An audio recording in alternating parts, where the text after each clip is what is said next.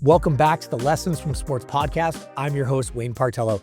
And this week, I actually sit down with my longest friend here in San Diego. I met him my first month. We had a mutual friend in Florida who connected us. We'll tell the whole story.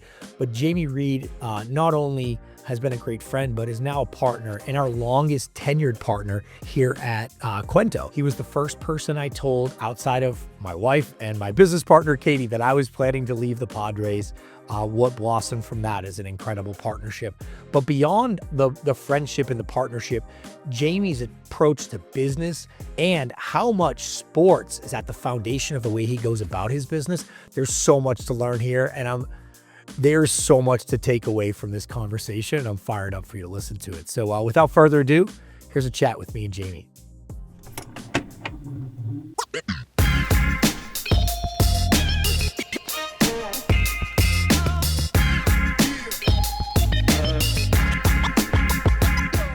I mean, the fun part about doing podcast recording is nobody sees what just happened before we got here. And it makes I'm kind of bummed I wasn't recording a behind the scenes video, but I'm really fired up to have my friend and partner and all the sort of things, Jamie Reid, CEO and co-founder of C3 Insurance here in San Diego.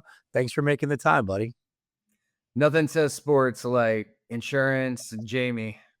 You know, when I started this podcast, one of the biggest things for me was that you don't have to work in professional sports to have lessons from sports. And I think, part of it is you and I have both sat in unlimited amount of sales meetings where the sales leader is using a sports analogy from a game that weekend or a kid's game that weekend or something to use those lessons that, you see on the battlefield of sports brought into the boardroom and the sales meeting. So it kind of works for me. I think you have a lot. And I do know you're a huge sports fan and your kids are big into the sports world. And so, every time I'm with you, like, you got to meet so-and-so, you played in the Olympics, you did all these things. So I think you're going to be okay keeping up with the lessons from sports conversation.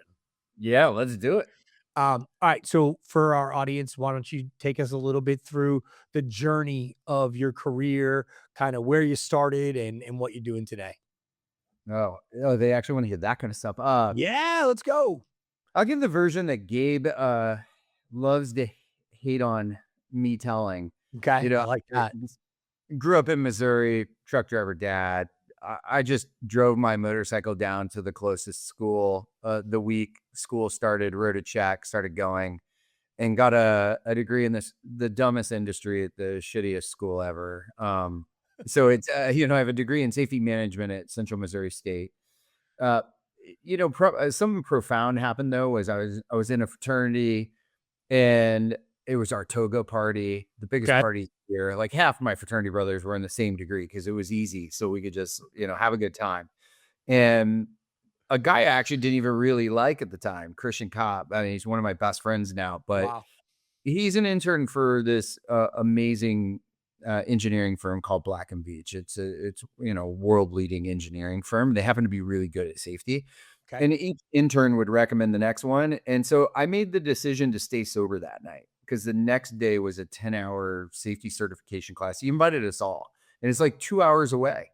Wow. So I didn't drink at all on the night of the biggest party of the year. And I was the only guy from our fraternity who showed up. And after the 10 hours of safety talk, this guy walks up to him and he's like, "Is this guy you're endorsing?" And he didn't want to endorse me. He didn't even like me, but he kind of had to, and right. So that helped me kind of launch into this industry. That way back then, it was kind of dorks and whatnot. And that allowed, people who were socially capable to kind of rise to the top pretty quick. I like that term, socially capable. I like that. That's good. Yeah. It's how us introverts talk about ourselves, but I was able to work through that career, and it got me a lot of exposure to insurance, transition into that industry. And just kind of through happen chance, I was in Texas dating a girl out here in San Diego. So by trying to get closer to her, I ended up changing jobs within that insurance company to where I did every job possible on the insurance company side. And that gave me this great background. And then I severely underestimated insurance brokers and the will of others to not give up their business. And I became a broker in 2006 Okay. and just got my ass kicked for a long time, really learning. I never had any sales experience. I didn't know that much about being an entrepreneur. Believe it or not, they didn't teach balance sheets and finance in safety school. So I had to hard knock my way through that stuff Sure. until Gabe and I started the company in 2017, and it's kind of just been wildfire ever since. Yeah. Yeah, so, I mean, there's a lot to unpack in there. Like, when deciding to go into the insurance industry, you say it better than anybody. It wasn't the sexiest decision in the world, right? Like, when you talk to kids, coming out of school, they wanna do what I did, right? Like, I wanna design uniforms for sports teams, like, everyone I wanna do those things, but you didn't. Like, what was it just in front of you, or what made you say, that's a path I wanna go? It's not the sexiest, it's not the most, like, attractive industry in the world. By the way, I've grown to truly love the insurance industry, like, now working with you guys. But how did as a young person, how did you decide that was the path? Yeah, it sort of was. I joke that nobody in sixth grade wrote down they wanted to be in insurance in any capacity. Right. Um, However, when I was with that engineering firm, I walked in and I resigned at 4 in the morning, and my boss at the time was one of the top three partners in this 5,000 employee firm, and he said, "No, Wow. you're not going to retire, or you're not going to quit today." I'm like, "No, don't I am." And he's like, "No, this is what's going to happen. I'm going to write you a $25,000 bonus check to stay on. I'm going to give you a $25,000 raise. And then you're going to get your normal bonus and another raise in 4 months when that comes up." And, I was 20, 27 or something. I don't remember how much I was making, $50,000 a Sure. year or something. I was just about to get a 100% raise. I mean, it was like mind blowing. And I said, John, you taught me a lesson a long time ago that when you're ready to move on, it's got to be for the right reasons, and money shouldn't counter you to stay, because your relationship's always already spoiled at that point. Yeah. If I haven't interacted with you and said, "Hey, I'm not happy," or this or that. The truth was, I was traveling 5 days a week with this firm. I would have been the youngest partner and made a ton of money, but not all of them. But there was a good degree of those guys that never saw their wives. They weren't with their Mhm. kids. There was alcohol issues, with Sure. divorces. That wasn't a lifestyle that was appealing to me. The Mhm. insurance industry, as boring as it is, it offers like incredible stability, good pay, good people. Like, it was conducive of it being a father and a husband. Right. And it just was incredibly boring for me on the insurance company side. So when I got the exposure to brokers and Mhm. the ability to interact like that, business owner to business owner in a different way, like, that became it then started to get sexy and more appealing. Yeah. No, that makes sense. I think it's funny. I was just telling a story of a different industry that was recruiting me, and it was a 100% pay increase and the same thing. And my reasoning was a little different. It was just it wasn't all the things that you had already thought about, like family and lively, all of those things. That didn't really hit me. It was more just an industry that I didn't want to hitch my wagon to for the next 20 years, right? Like, it was at that point, we're about the same age, and we were like, at that time, you're like, well, what I do in the next 5 is gonna probably set me up for whatever happens after that. And so I Yes. give you all the credit in the world. I mean, I remember we met when I moved to San Diego, when you were still you were a broker, and you had this vision. You started talking about it a little bit with us, and then next thing you know, you're like, oh, it's go time right now. Take us through that journey of, I'm a broker. All right, now I've committed to the insurance industry. I'm all in. But now I see an opportunity. Like, what made you see that there was this opportunity to go do it yourself? Well, two things. I mean, I have to give a lot of credit to Gabe. Gabe Sure. had the concept even before I did. I'm the guy Oh, who gets interesting. behind it and charges it, but we both saw two things happening. One was a bunch of old white guys owned everything, and even though that's what I'm becoming quickly, but their behavior was this autocratic. top down. Yeah. Everybody does what I say. I'm the general calling the shots. And we just saw an ability to disrupt that. Like nobody wants to work in it. And I don't think anybody ever did. People Right. tolerate it. But as time's gone on and industries changed and people of different color and walks of life have risen through the ranks, people want to be empowered and inspired and have more say in their destiny. And we just felt that alone was an opportunity. The second Okay. thing was in our industry, private equity showed up and it changed everything overnight. It bought Okay. out all those crusty old guys. They just wanted to go grab revenue. But nobody wants to actually work for these high velocity PE backed companies that are just have a goal of flipping it, every 5 years or 3 years or however quickly they can double their money.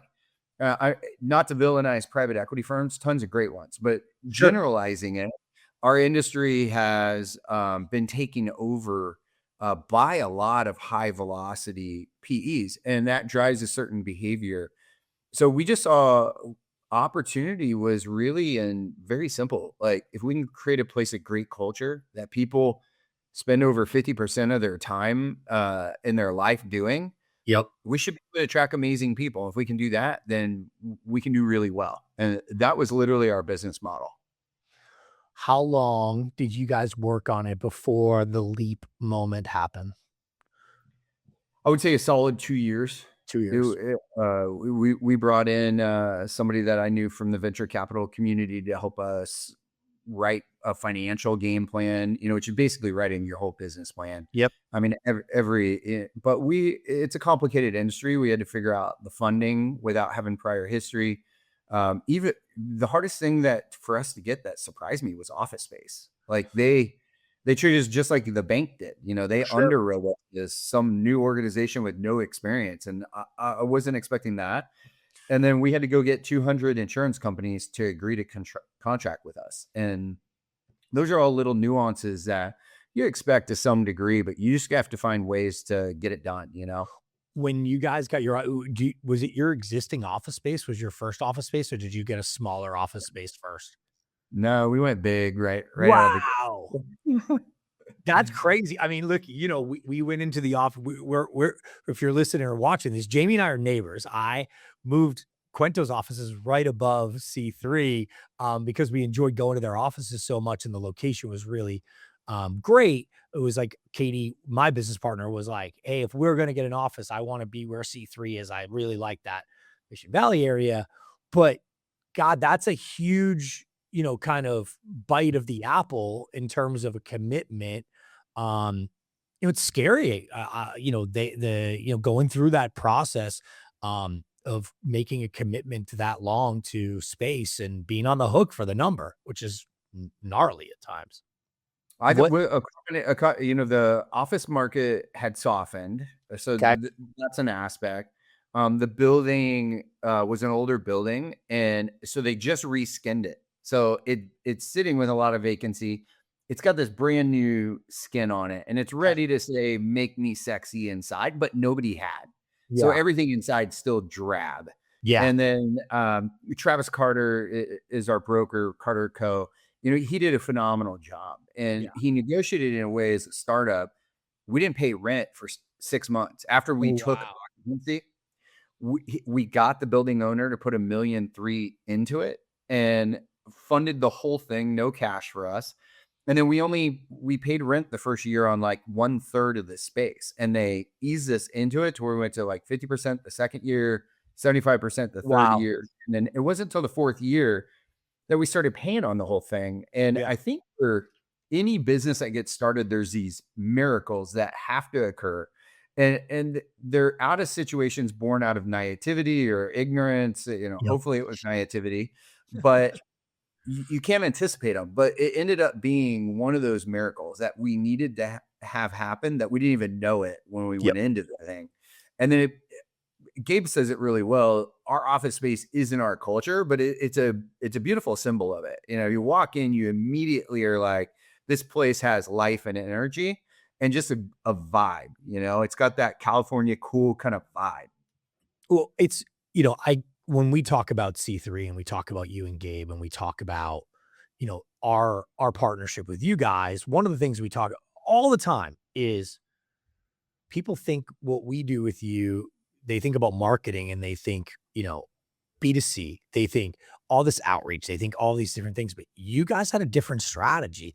Already talked about it a little bit, which was like, we're going to win with culture.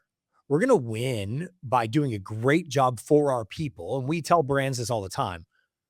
I can tell your story. What's your Cuento? Great. I can tell it. But if it's not real, if it's not genuine, like if you're not doing great things for your employees and we're out there telling people it's a great place to work and people are like faking the smiles and, like all these things, it's like the genuine story will eventually come out. And then spinning a tale is not what we do. We actually like to amplify genuine, amazing stories. And, the office space, to your point, is a great representation, but it is also the foundation of where that culture was going to take place. So every time someone walks, it lives up to the mission for us is never missing an opportunity to tell your story. People walk in the door every day and go, "Oh, this is where I work. This feels different than that old stodgy insurance company that everything is dark and, got a gold trim on it because we make money." Like it was like, no, we've got a Well, coastal half the vibe. time people walk in and Walt or somebody from your team, your production crew's got cameras set up, lights and stuff in it.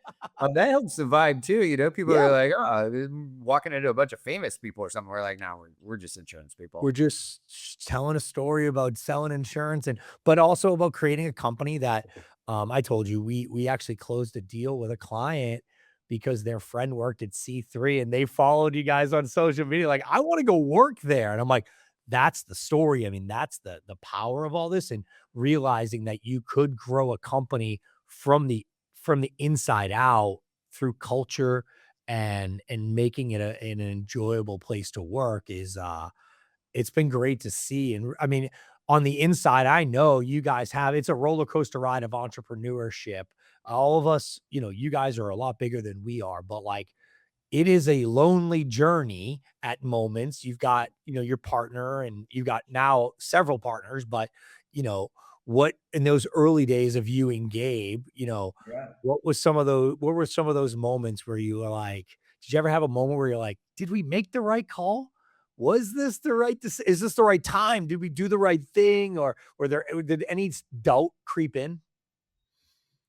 I'm not a person who has doubt. I'm a burn the ships, and I mean, it doesn't mean I haven't failed. It failed a ton. Sure. I mean, like you get to a place where you've exhausted everything, and if you did fail, but even when I failed, I went into it burning ships. It's I don't do anything half-assed, right? It's Nope. 100% conviction.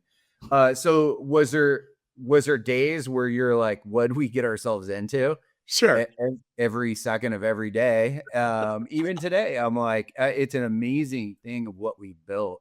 But you're almost astonished. You're in a place you're like, yeah, we said we're going to be there, but it's crazy. Yeah, there were moments early on. Our client data didn't come over for 2 weeks, and Oh, I mean wow. we're a service industry that is technology heavy, and when you don't have client data, it's a real problem. With thousands of businesses that need transactional things to occur, so we had to go back to our old agency and negotiate a deal to let us access their systems and serve them.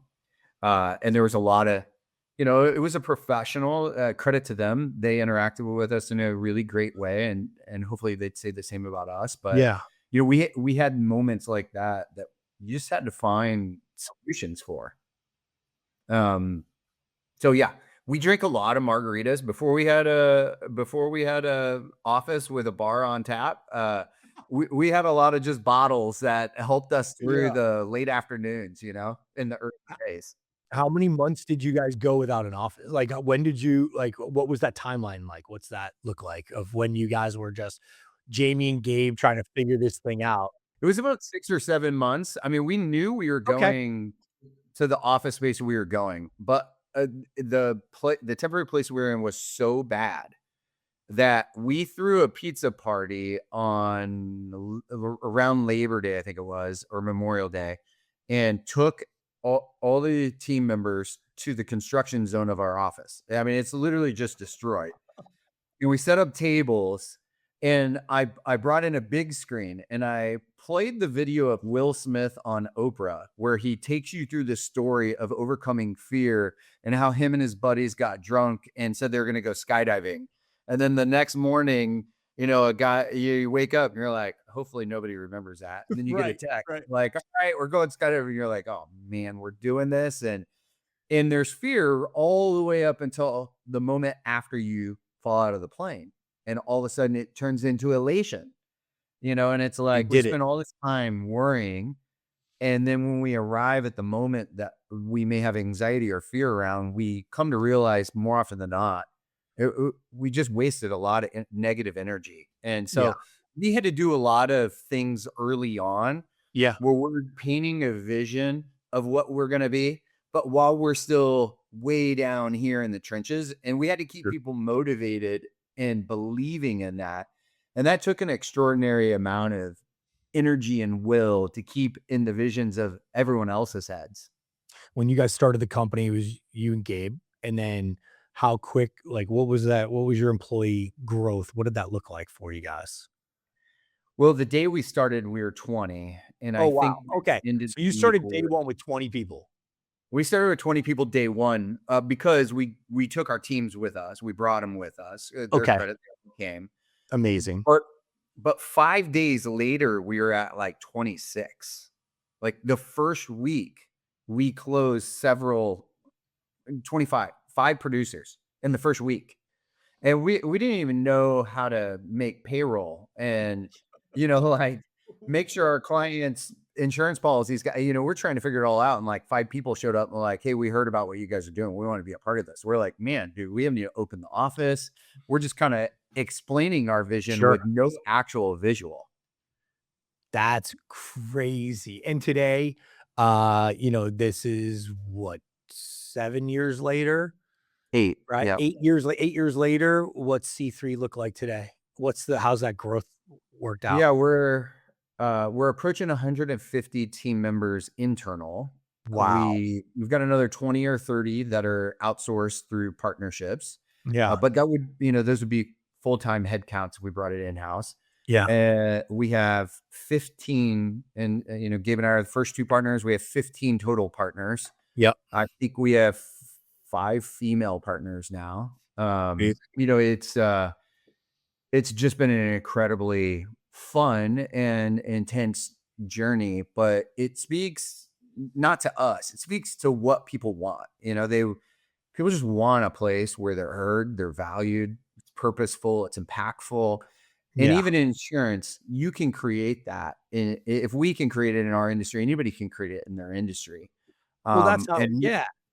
And that was the thing you laid out to me first. It was like, we're about to revolutionize. We're going to shake up this industry, and it's really going to be about culture because that's what's been lacking. We're going to bring that, but it is any industry looking at what's missing and bringing it in and infusing it, and then watching what happens. And the challenge you laid on the table to Katie and I when you met with us, which was like, great. You can make a baseball player look sexy. That's amazing. Petco Park is beautiful. Congratulations. Let me see you do that for a bunch of insurance brokers. How are we going to do that? And it was a fun challenge, but you and I have shared many keynote stages together laughing about that story because that's exactly what's been happening. That's exactly what happened when you guys got named the number one place to work in insurance, the number one place to work in San Diego. That when we rave about you guys, it was like, we're going to make the best place to work, and it's not going to happen overnight. The recognition won't happen overnight, but the culture will start day one, and the recognition will come if we do the right work. And I mean, that I remember getting on the call with you guys when the accolades came in years later, right? This was, it was 3 years of us working together, but it was year 5 or 6 of C3 where the recognition came for all of those years of hard work. I mean, that had to feel amazing. well, yeah, and you all play a huge role in that. And I think within our industry, I mean, your team was with me in Denver when I took the stage to lay it on the line to our Surex partners. That's a Yeah. trusted brotherly, sisterly environment where we share information. So those partners know what we're doing. And I have a lot of pride. I'm watching them do what we do now. Yep. It's awesome. And a lot of them are doing it really well. Yep. However, I'm not going to tell everybody what and how our strategies are here, but uh, I love watching our competitors do things on social media. And I'm like, the content might be all right or whatever, but they don't understand what we do and why. Correct. And I think most of them, telling stories is great. Having posts about team members having fun is great, but that's not actually what we're doing. Our communication strategy is extremely intentional. Mm-hmm. There's a significant framework from before we bring a new team member on. We're Yep. talking to them about the intention of what we do and why, and it lives throughout the entire onboarding process and the ongoing experience within the firm. And everybody's educated on the role they play, why we're there, and when they're going to receive communication from us. And it's a really amazing experience. And you and Katie and Quinta played a big role in us kind of creating why we're doing that the way we are. You alluded to it earlier. We're a B2B mostly company, our revenue wise. We have a high net worth personal lines where we're B2C to that segment. However, what we do on social media, we're not trying to get business. That's right. We're trying to build these relationships with intentionality behind it. And I haven't told you this yet, but last week, I also had our transportation division, Yep. a prospect that attended a captive seminar we put on, Yep. sent me a LinkedIn request. I met him one time, and I'm surprised I didn't send him a LinkedIn request, but I had it. Yeah. He sends me a LinkedIn request. I'm like, oh my gosh, how am I not linked? I accept it. And I had this note that's like 5 sentences long saying, I've never consumed somebody's information the way I get to consume what you put on LinkedIn. I just want to tell you, I enjoy it the content you put out resonates with me personally and professionally. Love it. And I look forward to the opportunity to continue to consume and learn from you. And I'm like, this is like a massive prospect. And Yeah. I'm like, that's the first time anything like that's ever happened. I was mind blown because I'm telling our team the whole time, I'm like, we're not out here trying to procure business. And then inbound comes that. Yeah. And so it's like, that's just a side perk of it, No, it is, but it's an ancillary benefit of the work, but the work truly does connect. It softens and warms up relationships because somebody will bump into you, and you and I talk about it all the time because we're doing we're executing the same strategy, which is offering value for free. It's out there. We're going to share because you can steal all my ideas and I'll give them to you. I don't care. Good luck executing at the level in which my team will execute. Like that's the gamble, the bet I take every day because ideas are worth nothing. It's the execution and the ability to deliver against those ideas and the expectations that come with it that really make the difference. So for me, I'm like, I love offering it up there. I hope someone takes it. By the way, the plan that I roll out for Quento, the way I got the idea was off of Gary Vaynerchuk posting how he created VaynerMedia, and he I was shared just going to say it's a Gary V, that's it. I literally right out ran of his his playbook. playbook. I Yeah. ran his playbook and I studied it, and we made adjustments on mistakes that 2 years later, he shared mistakes that he made that we adjusted the way we went about our intentionality on creating Quento. But it was and so he also shared that, if you have something to offer, and there's a young Jamie Reid out there, and that kid is growing up in Missouri and is going to ride his motorcycle down the hill and doesn't know what to do, to have the opportunity to tune into your podcast and go just bump into it one day and be like, wait, that guy came from where I came from. Wait, what is he doing? I never even thought about it. Wow, that sounds actually really fun. He helps businesses figure out and mitigate risk. I mean, some of the work you guys have done, I know we're not going to get into all of it here, but working with your partners that we get to do, like getting into the weeds with them and helping them understand that the image that they're portraying online and in different arenas is impacting the way prospects, prospective employees, and insurance providers are looking at you. I mean, that is a real benefit to say, hey, this is a really important part of your business that you may not be paying attention to, but it does make a difference in the growth of your industry and your business. Let me just summarize what you said. your brand is a part of your risk management. It didn't, people never realize it, but Yep. literally C3 and Quinto have Yep. Collectively. redefined your brand to have a risk profile. And you're right. Everyone's looking at it, whether it's an insurance underwriter, a bank, a vendor, whatever. They're consuming it for whatever angle it is they're looking at it. And it creates a success or failure risk profile through the lens of whoever's consuming it. And it goes all the way down to the individual now. And I talk about this all the time. When you if you're not out there telling your story, then who is? Nobody else is motivated to share that Jamie Reid is doing really good things, right? Now, I'm motivated. I'm your business partner. I want you to succeed, right? Like Quento is vested in helping make sure C3 does great things, great. But nobody else is waking up in the morning and going, man, I want to do a good job making sure everybody knows that Jamie Reid is doing really cool shit.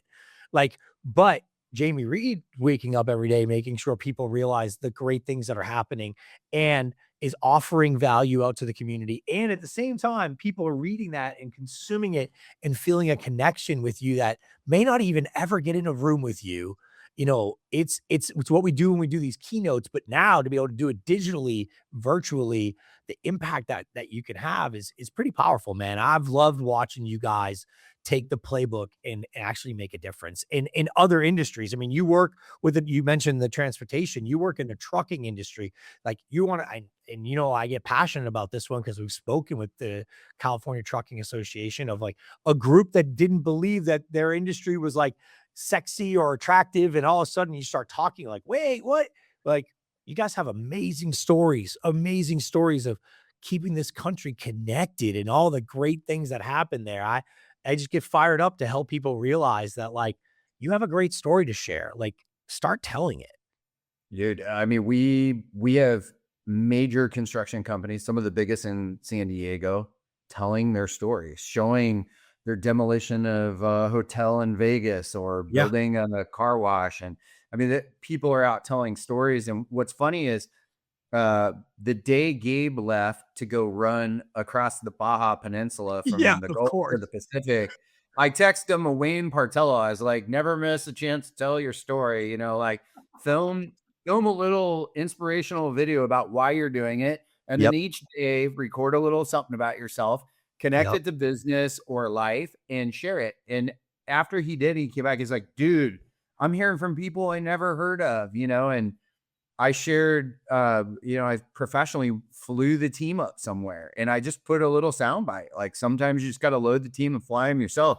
Mm-hmm. The number of people who sent me a direct message, it's a club and the people who fly are in that club and they didn't know that about me. And when they saw that, it opened up a conversation that we weren't having before. And That's so it, exactly right. like I love that phrase that I've heard you say at least 1 million times. Never miss an opportunity to tell your story. So I constantly, as I'm engaged with our team, I'm constantly ears open for, Yeah. hey, that's something you should share. There's an audience that wants to understand how you are dealing with that, whether Yep. you know it or not. It's out there. Put it out there.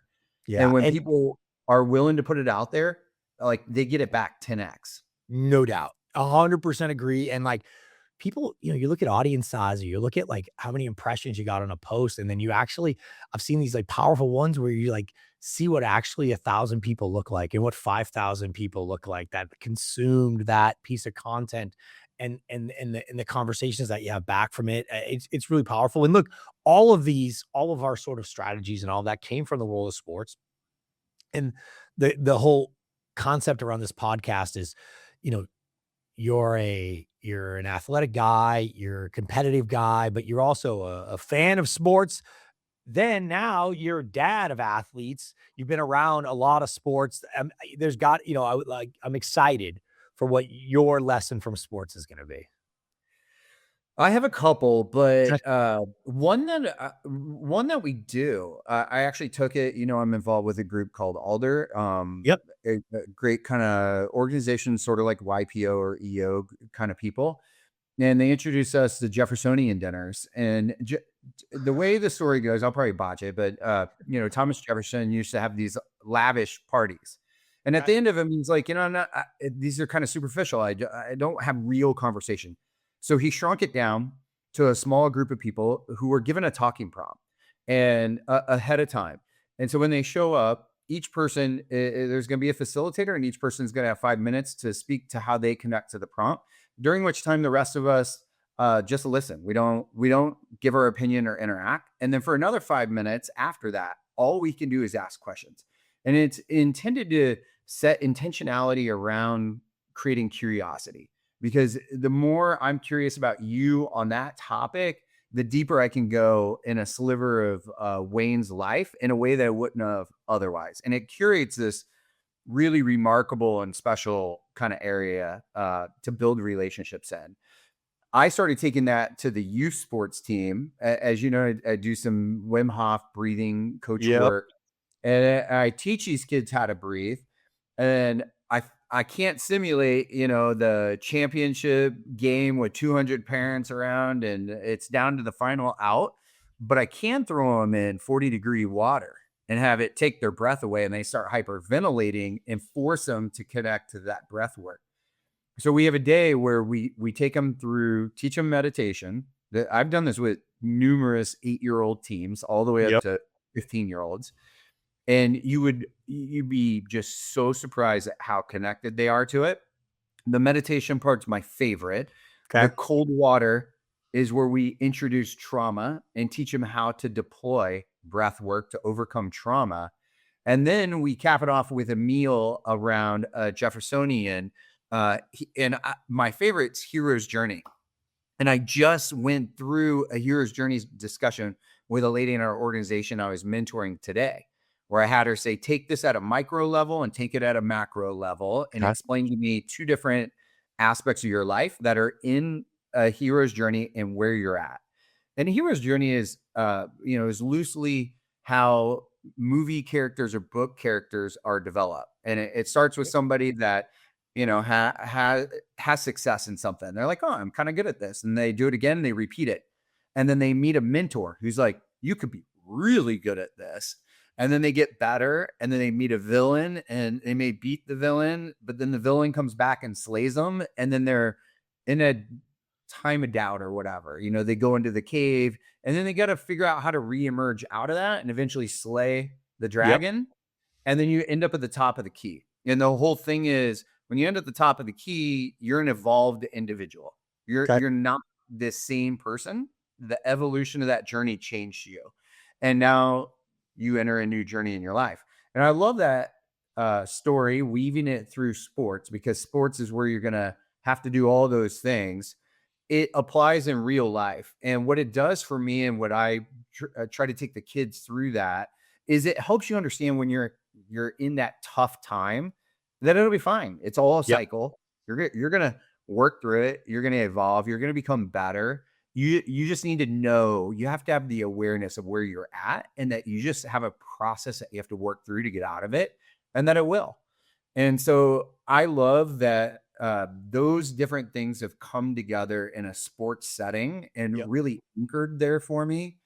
And then what I've done is package that up, and we do it with our teams. We do it. I've taken, I don't know, probably 30 people at work through that same journey. It's Sorry, you got a little laggy there. I think we're good now. How have the kids responded to that, and have you seen the results of that on the field or the pool? Yeah. Yeah. Literally, there was a championship game we won with like 2 outs, runner, bases loaded, and we applied the breathing technique, for the kid. He went out and had success.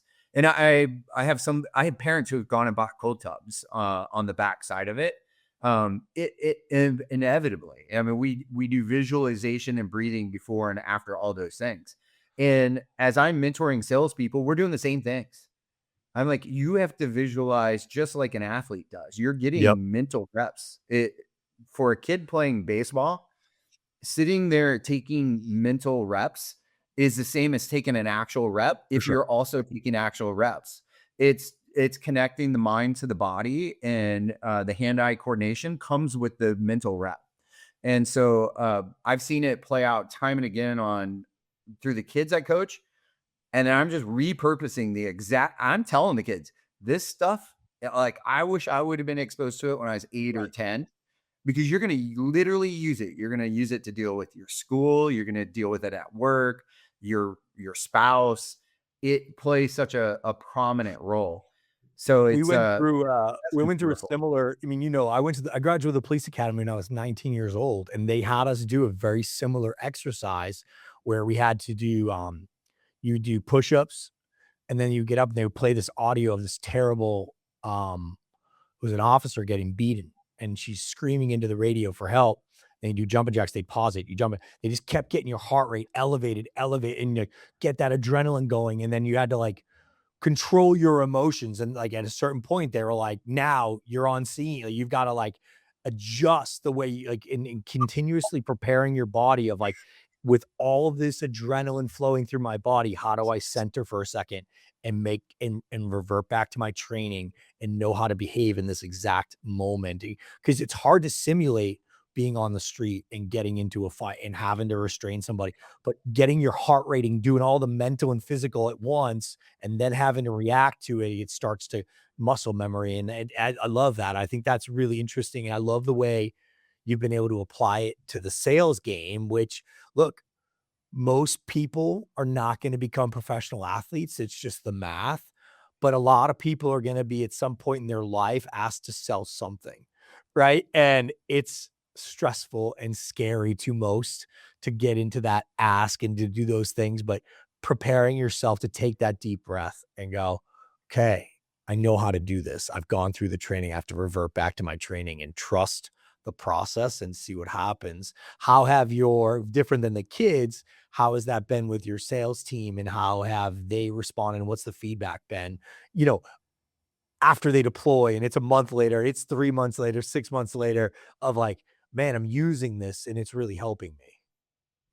Yeah, a variety of levels. And I think but I mean, we have former Yeah, Olympian, special force guys. I mean, all of these best in class people are using some form of this. And so then it's just helping them adapt to it within our industry. And people will say, I mean, I'm sure you get a lot, I've heard you speak. You're so captivating and good at it. And I know we've talked about how much work goes into that. for sure. When I've taken this stage a few times that were really huge for me, anyways, like a couple thousand people. Yeah. And what I used to do is I'd go to Sunset Cliffs on the hiking trails. So there's people walking all around. And I had this 5-minute speech when I launched my tech company up in Silicon Valley. I remember. Steve Wozniak launched his company right before me. So, that's the You wore a bow audience. tie. Yeah, I wore a bow I tie. vividly remember the visual. I remember Yeah. you sending it to me. You were like, I just did my thing. Anyways, go ahead. So I used to go to Sunset Cliffs and do the speech, and people are like walking their dogs, looking at me, and I'm kind of like and the whole purpose was to not get distracted. And even if I'm gonna address my team, I'll walk the dogs in the morning and I'll say the speech 100 times Yeah. over and over. And as people are walking by me, I'll stop and say hi and have to pick it right back up.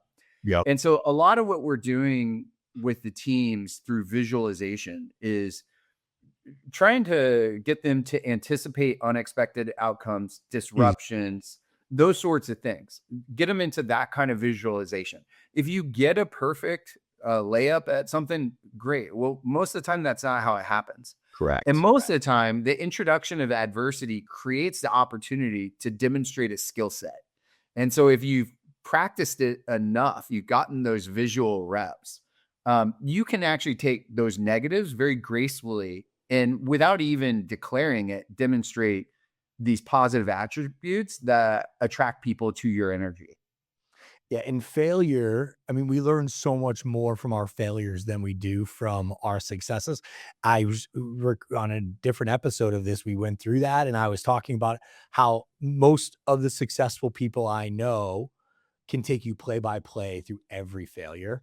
But the wins are like, I couldn't even remember how we did that. That was great. I remember it being great. But if you want to know, the screw count on the whatever on this thing that failed, I can tell you every detail of it and why it failed, because we go back and rip it apart to figure out how to never let that happen again.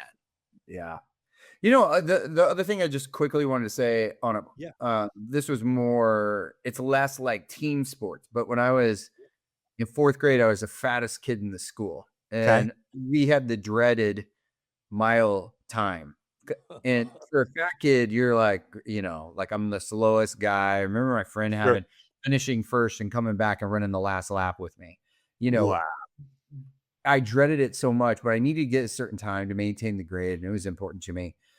And I don't know why I did it, but I created a future self to deal with it.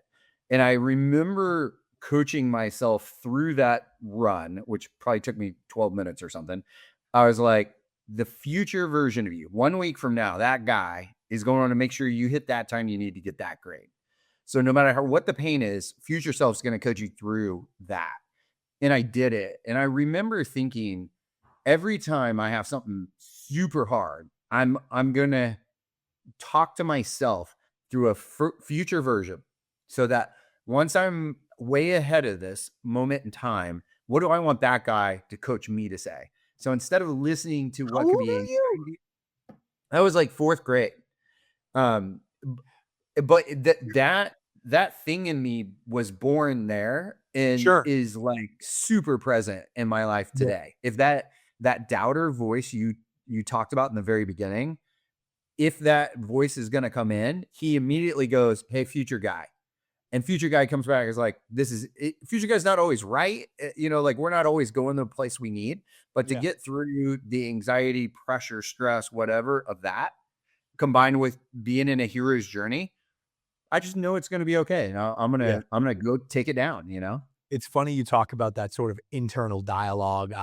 Buddy of mine who's been on the podcast, friend of the pod, Ryan Berman, who runs Courageous Brands, San Diego guy, great, really sharp, incredible marketer.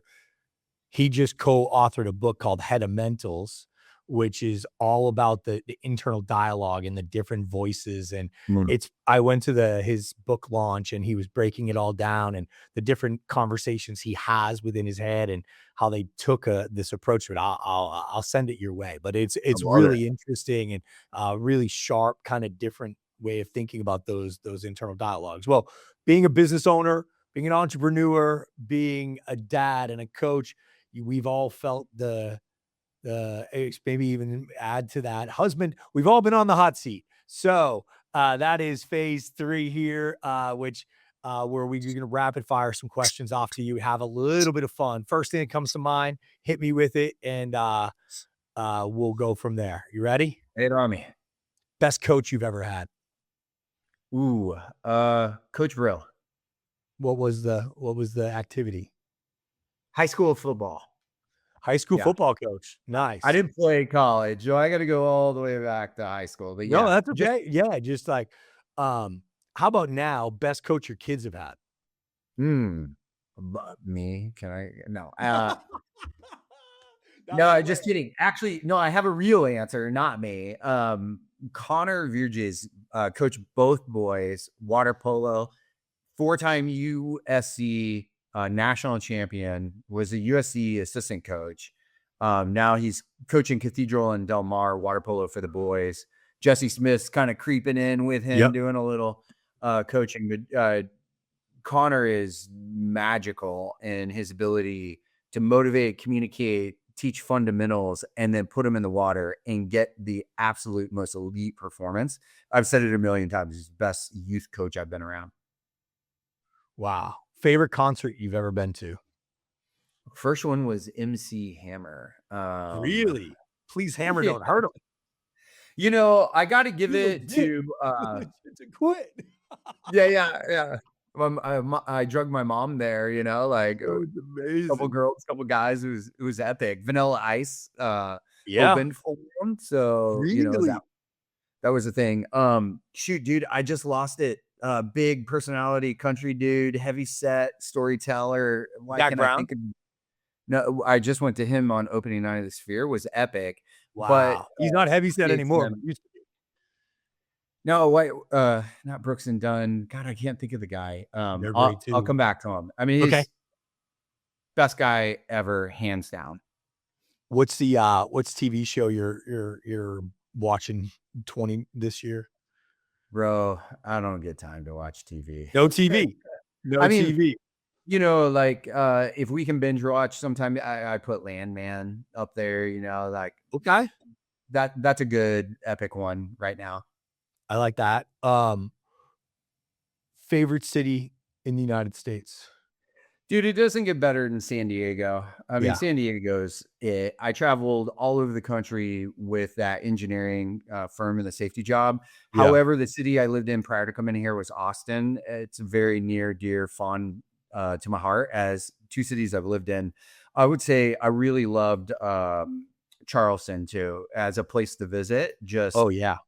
Just beautiful, great people. The Southern people make charm.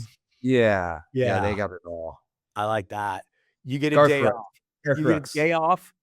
No kids. You and the wife. Where are you going to be? Where are you guys headed? Is it for my wife or is it for me? It's for you guys together. How about that? Probably for her if you're doing it right. I'd love to I'd love to fly both of us down and go spend a weekend at our place down by Todos Santos, or if I'm thinking more for her, we'd either go fly up to San Francisco, do the city, and then Napa. Nice. Yeah. Napa it's so good. It's so good. Being from Missouri, I was just telling my dad, he's going, I think he has the same anxiety I did the first time. I'm like, Dad, dude, it's like country people. Like now they're a little wealthier and dressed differently than we did growing up, but they got that country vibe that just feels comfortable. It's very homey. It feels good. It's a great place.